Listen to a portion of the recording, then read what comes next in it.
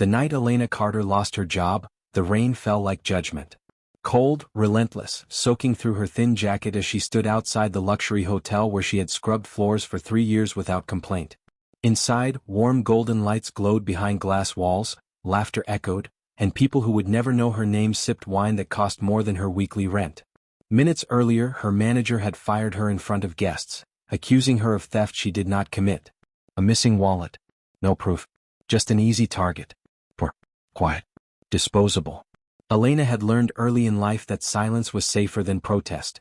Growing up in foster homes taught her that arguing only made things worse. So she bowed her head, apologized for something she didn't do, and handed over her badge. As security escorted her out, a group of wealthy patrons whispered and smirked, their eyes heavy with judgment. One woman laughed openly. Another muttered, "Figures." No one defended her. No one ever did. What Elena didn't know, what none of them knew, was that someone else had been watching from the shadows of the grand lobby. A man tall enough to command attention without asking for it. White blonde hair tied neatly at the nape of his neck. Eyes like pale moonlight, sharp and ancient, missing nothing. He had seen the way Elena knelt earlier to help an elderly guest who dropped her purse. He had noticed how she offered her own dinner to a homeless boy outside the service entrance. And he had heard the lie spoken against her name. Lucien Vale, Vampire King of the Northern Dominion, had not planned to intervene. He rarely did in human affairs. Mortals lived fast, cruel lives, and he had learned centuries ago that saving one often changed nothing. But as Elena stepped into the rain, shoulders trembling though she refused to cry, something old and dangerous stirred in his chest. Not hunger. Not curiosity. Recognition. Because kindness, real kindness, was rare even among immortals. Elena walked the 3 miles home. She couldn't afford the bus anymore. Her apartment was a single room above a closed-down laundromat, the air always smelling faintly of soap and dust. She sat on her bed, shoes still wet, hands shaking as she counted the few bills she had left. Rent was due in 10 days. She had no family to call. No safety net. Just exhaustion and the familiar fear that maybe she really was as invisible as everyone treated her. A knock came at her door just after midnight. Elena froze. No one ever visited. Her first thought was the landlord. Her second was worse. She crept to the door and peered through the cracked frame. A man stood in the dim hallway, impossibly elegant for a place like this. Dark coat tailored to perfection. Gloves. Posture straight, controlled, dangerous in a way she couldn't explain. "I'm sorry to disturb you," he said calmly, voice smooth and deep. "Elena Carter?" Her heart pounded. "Yes. My name is Lucien." His eyes softened slightly as they met hers. "You were dismissed unjustly tonight." She blinked. What? I saw everything." Elena almost laughed. "Almost. Then you saw that it doesn't matter." Lucien studied her carefully. Humans usually trembled around him. Some felt drawn, others repelled. Elena did neither. She was wary, yes, but not greedy, not impressed, not flattered. Just tired. "I would like to offer you protection," he said. That finally startled her. "Protection from what?" "From a world that preys on the gentle," Lucien replied. "And from something far worse that is coming." She should have slammed the door. Every instinct said this was wrong. But something in his voice, an honesty stripped bare of manipulation, kept her rooted. "I'm not dangerous," she said quietly. "I don't matter." Lucien's jaw tightened. "You matter more than you know." Against every rule he had lived by for 500 years, Lucien stepped into her life that night. He paid her rent anonymously. He arranged a new job for her at a night library where no one shouted and no one touched her. He watched from afar as she slowly regained her footing, as color returned to her face, as confidence flickered back into her eyes. What Elena didn't know was that the Vampire Council had begun to close in. The Northern Dominion was restless.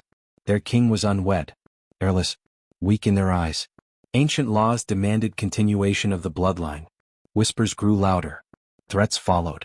They demanded Lucien choose a vampire bride. Immediately. Lucien refused. And that refusal had consequences.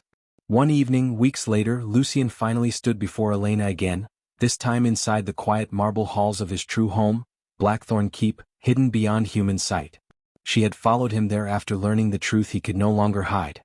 That he was not human. That he drank blood. That he ruled monsters. She had trembled, but she had not run. "I will not force you to stay," Lucien said, standing before her like a man awaiting judgment rather than a king. But I cannot lie anymore. Elena hugged her arms around herself. Why me? Lucien knelt. A vampire king kneeling before a human woman was unheard of. Unforgivable. I need a child, he said, voice low, raw, stripped of pride. But more than that, I need someone who reminds me why I protect this world at all. Her breath caught. You're asking me to? I am asking you nothing you do not choose, Lucien said quickly. I would protect you with my life. I would never take your humanity from you unless you beg me to. And if you walk away tonight, I will let you. Silence stretched between them, heavy and fragile. Elena looked at the monster king who had defended her when no one else would, who had asked nothing in return for his kindness, who now waited like a man afraid to hope. And for the first time in her life, someone powerful was not using her. He was asking. Elena did not answer Lucien that night. She couldn't. Some choices were too large to fit inside a single breath. Instead, she asked for time, and to his credit, the vampire king did not argue, command, or persuade. He escorted her to a guest chamber that felt more like a sanctuary than a prison. Soft candlelight, velvet drapes, a bed that looked like it belonged in another century. When the door closed behind her, Elena sat on the edge of the mattress and finally allowed herself to cry. She cried for the girl who had been fired in the rain. For the child who learned early that love was conditional. For the woman now standing on the edge of a world that should not exist, but did. Somewhere beyond the thick stone walls, creatures older than nations whispered her name with suspicion. Somewhere below, a king who could command armies waited patiently for a poor human girl's answer. Sleep came in fragments, haunted by dreams of moonlit halls and crimson eyes that were not cruel, but unbearably lonely. By morning, Elena made her choice. She found Lucien in a sunless garden deep within Blackthorn Keep, where pale roses bloomed under enchanted glass. He stood motionless among them, hands clasped behind his back as if carved from marble. When he sensed her presence, he turned slowly as though afraid that moving too quickly might break whatever fragile hope he was holding onto. I'll stay, Elena said softly. Not forever. Not blindly. But long enough to understand what you're asking of me. Lucien did not smile. He exhaled, long, unsteady, and bowed his head, a gesture of gratitude no counsel had ever earned from him. That is more than I deserve. Her presence at Blackthorn did not go unnoticed. Vampires were creatures of awareness. Secrets traveled fast through shadow and blood.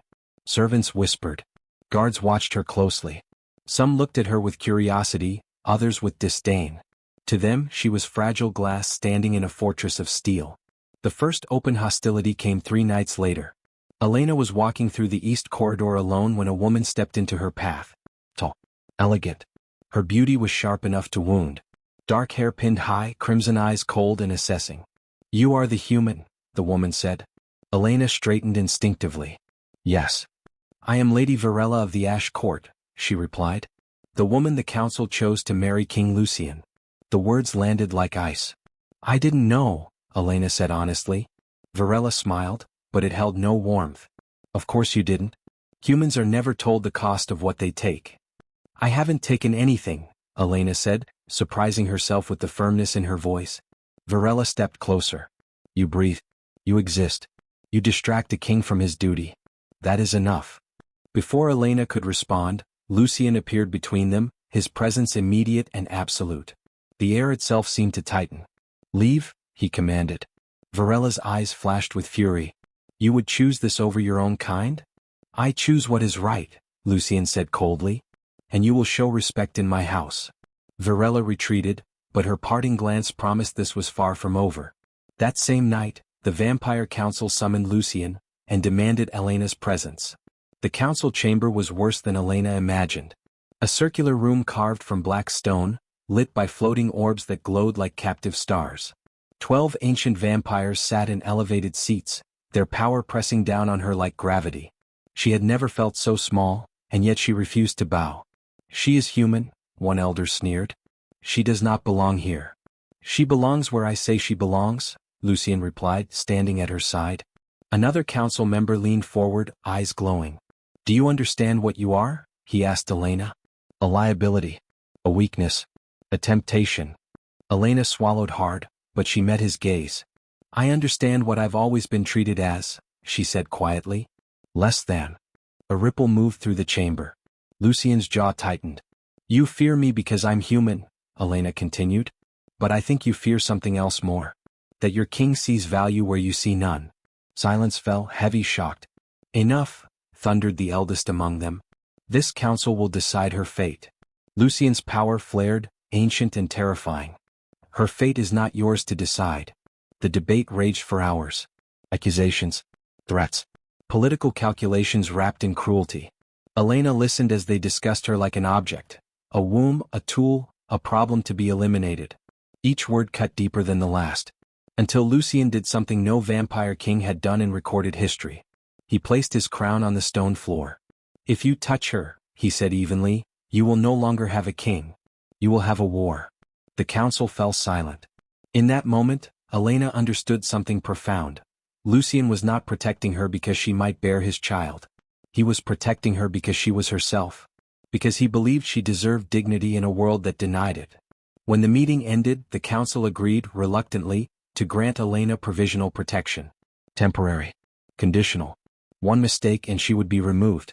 As they left the chamber, Elena's knees finally gave out. Lucien caught her before she fell. I'm sorry, she whispered. I didn't mean to cause. He shook his head. You caused nothing. You revealed everything. That night, as thunder rolled across the sky, Elena stood on a balcony overlooking the dark forest beyond Blackthorn. Lucien joined her, standing close but not touching. You stood up to immortals tonight, he said. That takes courage most never find. I was terrified, she admitted. He looked at her with something dangerously close to reverence. Courage is not the absence of fear. It is choosing kindness and truth despite it. Below them, unseen eyes watched. Enemies moved. Plans formed in silence. And far away, ancient magic began to stir, responding to the presence of a human girl whose kindness threatened to change an immortal world. After the council chamber closed its doors behind them, something subtle but irreversible shifted inside Blackthorn Keep. Elena could feel it in the way the halls seemed quieter when she passed, in how conversations hushed mid-sentence, in how ancient eyes followed her movements with something no longer resembling simple disdain. The vampire court had not accepted her, but it had acknowledged her. And in their world, acknowledgement was dangerous. Lucien increased security immediately. Guards appeared where none had stood before. Shadows lingered longer. Elena was no longer allowed to walk the keep alone after sunset. When she apologized for the trouble, Lucien's expression hardened. Not at her, but at the idea that she would blame herself for surviving. You are not a burden, he told her firmly. You are a responsibility I choose. That word, choose, settled deep in her chest. Days turned into nights and nights into something resembling routine. Lucien insisted Elena continue working at the night library he had arranged for her, believing that keeping pieces of her human life intact mattered. Each evening, a carriage escorted her through a veil of magic that masked the keep from mortal eyes. She read, catalogued, and assisted scholars who never realized how close they were to the supernatural. And every dawn, Lucien was waiting to bring her safely home. Their conversations grew longer, quieter, more personal. Lucien spoke of wars fought in silence, of treaties signed in blood rather than ink. Elena spoke of foster homes, of teachers who never remembered her name, of learning to make herself small to survive. The contrast between them was stark, immortal power and human fragility, but instead of pulling them apart, it drew them closer. One evening, Elena found Lucien alone in the throne room, seated but unmoving, his gaze fixed on nothing. The crown lay untouched beside him. You look tired, she said gently. I do not sleep, he replied. But yes, tired is the correct word. Without thinking, Elena stepped forward and placed her hand over his clenched fist. The contact was innocent, human instinct, but Lucien inhaled sharply as though struck. You don't have to carry everything alone, she said. For a moment he looked as though he might pull away. Instead, he turned his hand and held hers. From that night on the keep changed. Flowers bloomed where nothing had grown in centuries. The air felt warmer. The guards whispered of strange things, candles lighting themselves when Elena entered a room, shadows bending away from her path, a sense that the castle itself had begun to listen. Magic was responding to her. The first attack came without warning. Elena was returning from the library when the carriage lurched violently. The horses screamed. The world tilted. Before she could react, the door was ripped open, and a masked vampire lunged inside. His eyes burned red with blood frenzy. Human, he hissed. The council will thank me. Elena screamed, but not in fear. Stop. The word tore from her chest, raw and desperate. The vampire froze mid-strike. For a heartbeat, the world held still.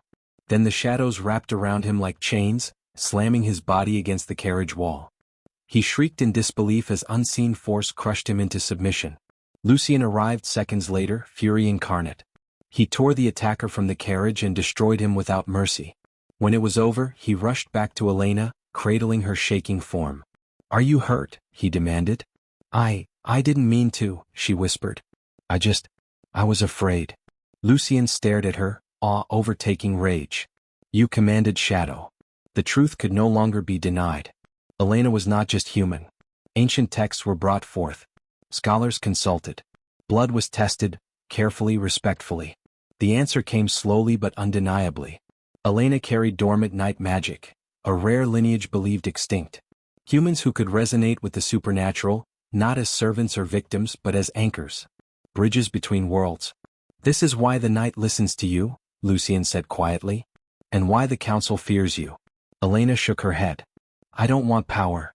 Lucien met her gaze. "Power does not ask permission. It asks purpose." The council convened again, this time with open hostility. They accused Elena of deception, of manipulation, of seducing their king under false pretenses. Lucien stood before them like a storm barely restrained. "She did not seek this. You sought to control me, and now you are afraid because you cannot."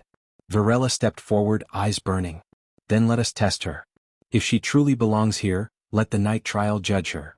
The night trial was ancient, brutal. Few survived it, vampire or otherwise. Elena felt fear coil in her stomach. "What happens if I refuse?" Lucien answered softly, "They will never stop hunting you." Silence stretched. Elena lifted her chin. "Then I'll face it." Lucien's control cracked. "I will not risk you to satisfy their cruelty." She took his hands, grounding him. "You trusted me with your world. Trust me now." That night, under a blood-red moon, Elena was led into the ancient forest beyond Blackthorn. The trees whispered. The ground pulsed with old magic. The council watched from stone thrones, certain she would fail. Lucien stood at the boundary, forbidden to intervene. As Elena stepped into the darkness alone, the forest closed behind her. And for the first time the night chose a side. The forest swallowed Elena whole. The moment she crossed the boundary of the night trial, the air thickened, heavy with an ancient awareness that pressed against her skin.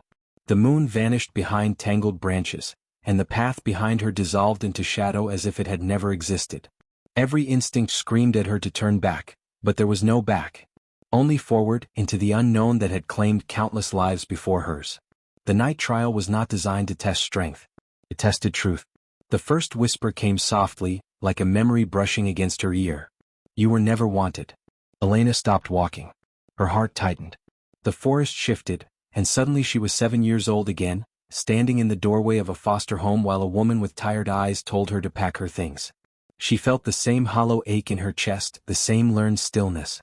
Around her, shadows took the shape of people who had walked past her pain without seeing it. "You are easy to discard," the voices murmured. "Easy to blame."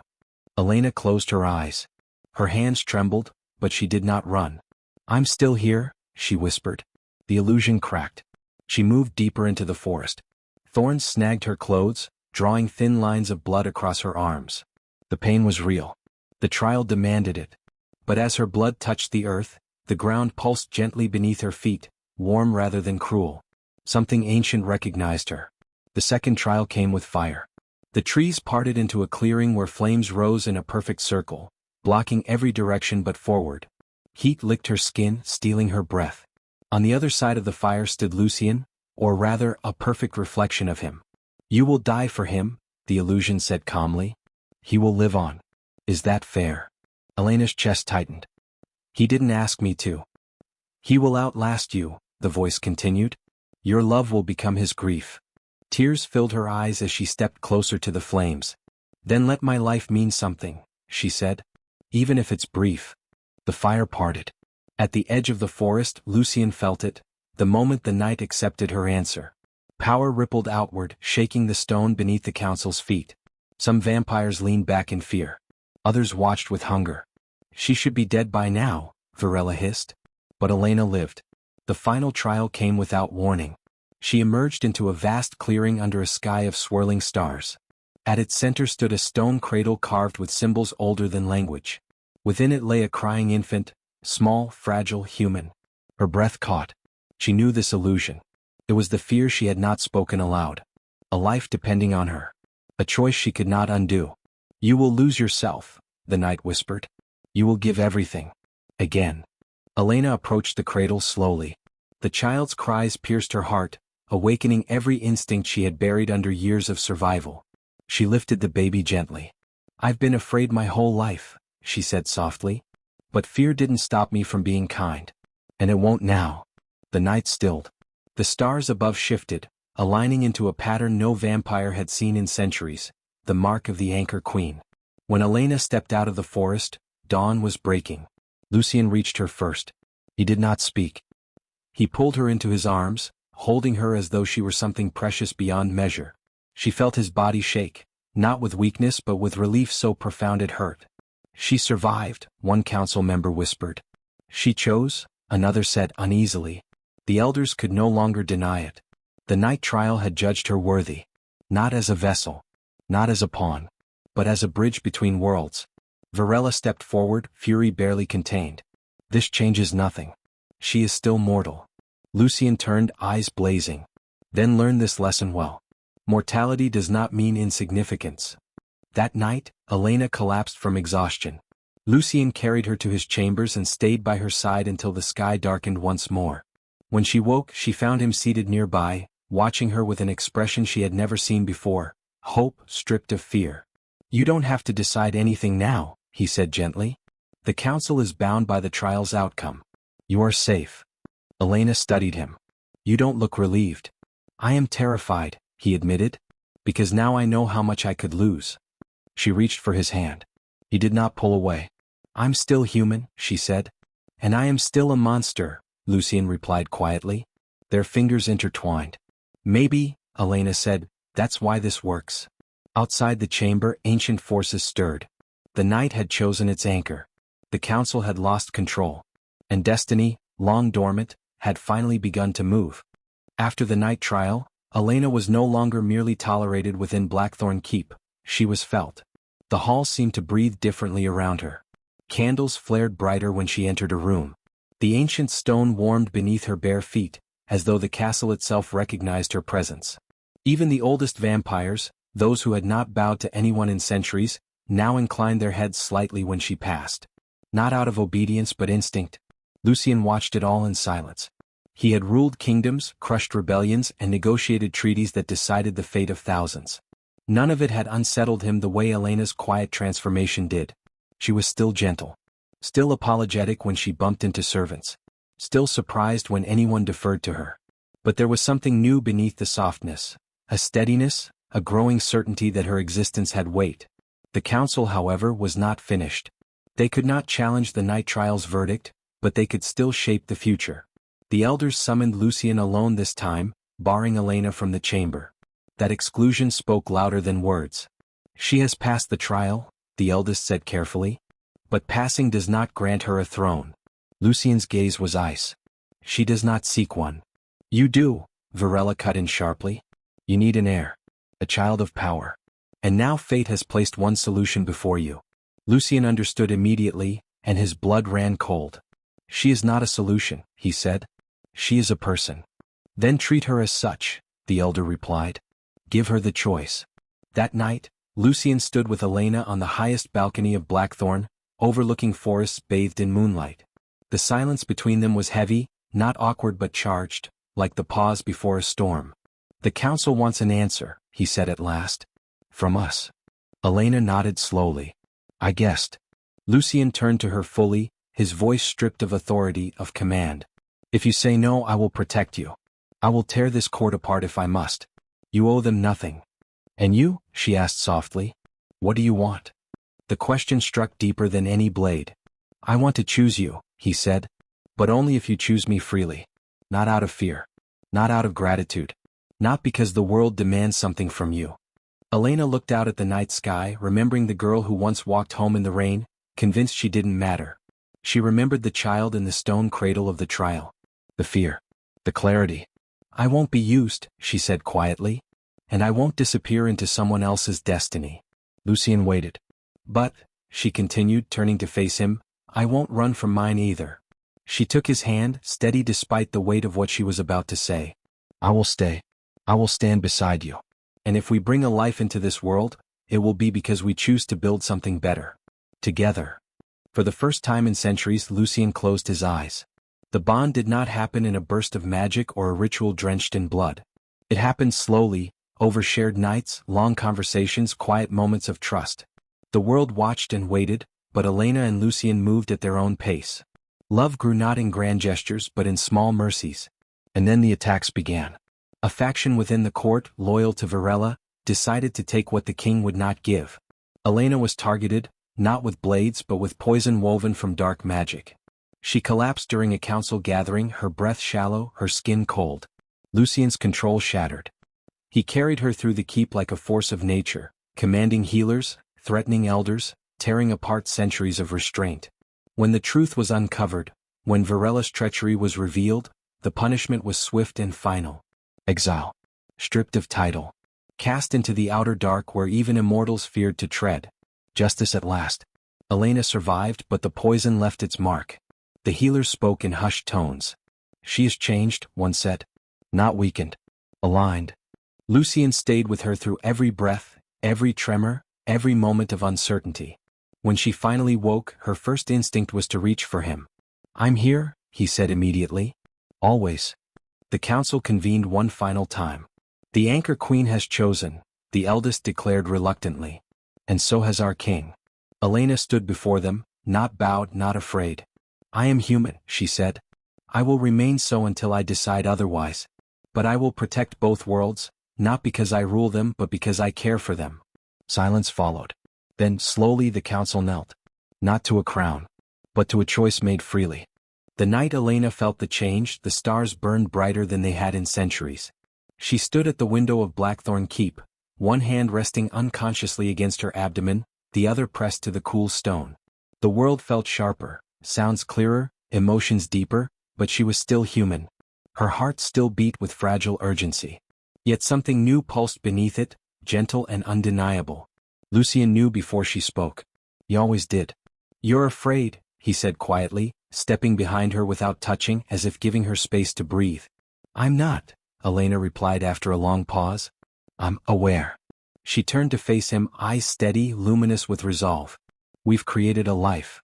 For a moment, the vampire king of the Northern Dominion forgot how to stand. 5 centuries of existence had not prepared him for the quiet wonder that flooded his chest. He knelt, not because of law or fear or tradition, but because gratitude demanded it. He pressed his forehead against her palm, reverent. I swear, he said, voice breaking, this child will never be used as I was. News spread through the supernatural world like wildfire. A child born of night and dawn. A bridge between mortality and eternity. Some celebrated. Others plotted. Fear and hope are often born together. The council demanded safeguards. Ancient laws were rewritten. Protections layered upon protections. But for once, Elena was not the subject of these decisions. She was part of them. Her voice carried weight now, not because of power but because of trust earned through courage. As months passed, Elena's presence transformed the court. Cruel customs were challenged. Servants were given names. Punishments were measured with justice rather than vengeance. Lucien ruled more firmly than ever, but with compassion that rippled outward, changing what it meant to be immortal. There were threats, of course. There always were. But each was met and dismantled before it could reach her. Not by brute force alone, but by loyalty. The people of the court, once divided, had chosen their king again because of the woman who stood beside him. The night the child was born, the keep fell silent. No screams echoed. No blood rituals stained the floor. Only candlelight, steady hands, and Lucien holding Elena through every breath, every pain, every moment of doubt. When the child cried, the sky changed. Dawn broke for the first time in Blackthorn's history. A soft, golden light spilled across stone that had never known the sun. Vampires shielded their eyes, but they did not burn. The light did not harm. It welcomed. The child opened their eyes, one the color of moonlight, the other warm as sunrise. He is both, Elena whispered. And more, Lucien replied, tears tracing paths down his face without shame. The council arrived at the threshold and stopped. None crossed without invitation. Lucien looked at Elena. She nodded. Together they stepped forward with the child in their arms. "This is not your weapon," Elena said clearly. "This is not your heir by force." Lucien continued, voice steady and absolute. "This is our son. Born of choice. Protected by love." The world accepted it. Years passed, not in fear but in hope. The child grew, surrounded by stories rather than secrets. Humans and vampires began to speak rather than hide. The divide did not vanish, but it softened. And Elena? She remained human for many years. Long enough to watch her son laugh. Long enough to change a kingdom. Long enough to teach immortals the value of a single fragile life. When she finally chose transformation, it was not out of fear of death, but out of love for life still unfolding. Lucien never ruled alone again. And the girl once fired in the rain became a legend, not because she was powerful but because she was kind when the world was cruel.